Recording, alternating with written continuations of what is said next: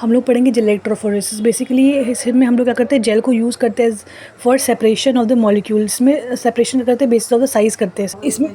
अब जेल क्या है, हम लोग एगारोस जेल यूज़ करेंगे, फिर पॉलीएक्रमाइड जेल लेंगे। एगारोस जेल क्या कहते हैं, बेसिकली लार्ज पोर्ट साइज़ होता है इसका, इसके लिए जो लार्ज मॉलिक्यूल्स के थ्रू पास आउट कर सकते हैं, जैसे कि डीएनए आरएनए। अगर हम लोग स्मॉलर पोर्ट साइज़ की तरफ जाए तो हमारे पास पॉलीक्रमाइड जेल होगा, जिसमें स्मॉल मॉलिक्यूल्स पास आउट होंगे, जैसे प्रोटीन फ्रेगमेंट्स एंड ऑल।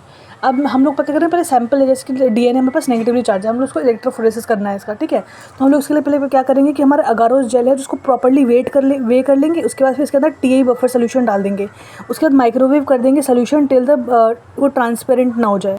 जब तक वो ट्रांसपेरेंट ना हो जाए, वो ट्रांसपेरेंट हो जाएगा सोल्यूशन, ट्रांसपेरेंट हो जाएगा, फिर 2 मिनट तक हम लोग माइक्रोवेव कर देंगे, ट्रांसपेरेंट सोल्यूशन बन गया। फिर क्या करेंगे, उसको रिमूव कर देंगे माइक्रोवेव से, और क्या करेंगे, फिर हम लोग कूल डाउन करेंगे 50 डिग्री टेम्परेचर तक। उसके बाद फिर क्या करेंगे, उसके बाद पहले कोम अप्लाई करेंगे। कोम अप्लाई करने के बाद कि हम लोग उसको कास्टिंग आयरन में डाल देंगे उस सोल्यूशन को। कास्टिंग आयरन में डालने से पहले हम लोग स्लोली पोर करना है, क्योंकि ये ज़रूरी है, क्योंकि ना फिर बबल फॉर्मेशन ना हो। स्लोली करना है पोर उसका। फिर 15 से 20 मिनट उसको लीव कर देना उस कास्टिंग ट्रे में। उसके बाद फिर क्या होगा, हम लोग देखेंगे धीरे धीरे वो सॉलिडिफाई हो जाएगा, और हम लोग क्या करेंगे, कॉम को रिमूव कर देंगे, और फिर हम लोग देखेंगे कि हॉलो पॉकेट्स बन गए, जैसे कि ये हैं, इसके अंदर हॉलो पॉकेट्स बन गए हैं। तो हम इससे हॉलो पॉकेट्स बन जाएंगे तो इससे हमें पता चलेगा कि हमारा जेल प्रिपेयर हो गया। तो जिस जेल इलेक्ट्रोफोरेसिस में जेल हमारा प्रिपेयर हो चुका है। उसके बाद place this gel into electrophoresis unit. अब ये जो जेल हमारा जो बन गया उसको इलेक्ट्रोफोरेसिस यूनिट में डाल देना है। अब इसके बाद फिर हम लोग क्या करेंगे, हम लोग इसमें इलेक्ट्रोफोरेसिस यूनिट में हमने डाल दिया। तो ये जो पॉकेट्स है, ये जो लाइक कैथोड के साइड जो है ना, वो पॉकेट्स को लाइक वेल्स भी कहते हैं। तो ये ना कैथोड के साइड ही प्रेजेंट होने चाहिए, क्योंकि हमें पता है कि लाइक डीएनए नेगेटिवली चार्ज है, तो वो पॉजिटिव चार्ज की तरफ जाएगा एनोड की तरफ, जब हम लोग इलेक्ट्रिक फील्ड अप्लाई करेंगे। तो हम लोग इसमें 3 वेल्स है। फर्स्ट वेल में क्या होता है, डीएनए लैडर डालेंगे। डीएनए लैडर क्या होता है, बेसिकली ये होता है ऐसा डीएनए जिसका हमें सब कुछ उसके बारे में पता हो, और इन बाकी 2 में हम लोग उसमें सैंपल डालेंगे।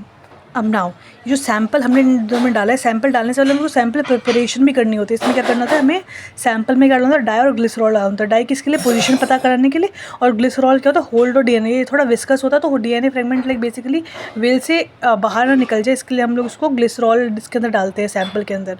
अब इसके बाद फिर हम लोग क्या करेंगे, उसके बाद हम लोग वोल्टेज अप्लाई करेंगे तो पोटेंशियल डिफरेंस क्रिएट होगा। उसके बाद फिर जो करंट पास होगा तो फिर क्या होगा, मूवमेंट ऑफ चार्जेस होंगे, जैसे डीएनए होगा फ्रॉम कैथोड टू एनोड जाएगा वो। ये सब जब चार्ज वार्ज सेपरेट हो जाएंगे, इसके बाद फिर हम लोग क्या करेंगे, जो जेल, अब इसके बाद फिर हम लोग जेल वो निकालेंगे। और वो जो जेल, वो कौन सा जेल होगा, जिसमें हमारे पास जो डीएनए सेपरेट हो जाएंगे, ठीक है। उसके अंदर ईटीबीआर डालेंगे। और क्यों क्या कहते हैं, ईटीबीआर क्या करता है बेसिकली, तो ईटीबीआर इसलिए हम लोग जेल में डालते हैं, ईटीबीआर इसलिए डालते हैं क्योंकि फ्लोरेसेंस शो करे, और हम लोग फिर यूवी से विजुलाइज करते हैं कि सैंपल को पूरा। इसके एडवांटेजेस क्या है, बहुत ज़्यादा एफिशिएंट होता है, और रेजोल्यूशन शार्पर होता है और बेटर होता है, मोर एफिशिएंट देन पेपर हम लोग इलेक्ट्रोफोरेसिस करेंगे, और it is simple to perform. और डिसएडवांटेज क्या है, gel can be alter and can be false result. Gel का ऑल्टर हो सकता है, ऑक्सीडाइज हो सकता है, and train person required to minimise the manual error. और जैसा आप लोग डायग्राम देख सकते हैं, इसलिए चार्ज सोर्स हमने कनेक्ट कर दिए दोनों, इधर एनोड इधर कैथोड है। इधर हम लोगों ने वेल्स है, इसके अंदर हम लोगों ने सैंपल, और इधर डीएनए का हमने लैडर डाला, और बाकी भी सैंपल डाला, और इसको साइज़ के बेसिस से बड़े छोटे छोटे करके इधर सेपरेट आउट हो जाएंगे। यहाँ इलेक्ट्रोलाइट सोल्यूशन नीचे डाल रखा है हमने। अब नेक्स्ट है हमारा कैपिलरी इलेक्ट्रोफोरेसिस में क्या होता है, कैपिलरी की मदद से हम लोग सेपरेट करते हैं बेसिकली कैपिलरी के इनसाइड। ये एडवांस मेथड है। इन दिस सेपरेशन मेथड अगर by the different rate of any analyte ion moves under the influence of, analyte ion जो move under the influence of, क्या करना है कि इलेक्ट्रिक फील्ड के इन्फ्लुएंस में जो मूवमेंट होती है एनालाइट की, और hence only anionic species in this buffer mediums are separable in capillary electrophoresis electrochromatography, both ionic and neutral analyte species may be separated. ठीक है, in capillary chromatography both ionic and neutral analyte can be separated, neutral भी हो सकता है separate. इसका principle क्या है, in capillary electrophoresis capillary is filled with conductive fluid. Capillary को कंडक्टिव फ्लूइड में फिल कर दिया होता है, और the conductive fluid had certain pH value and the buffer solution in which the sample will be separated.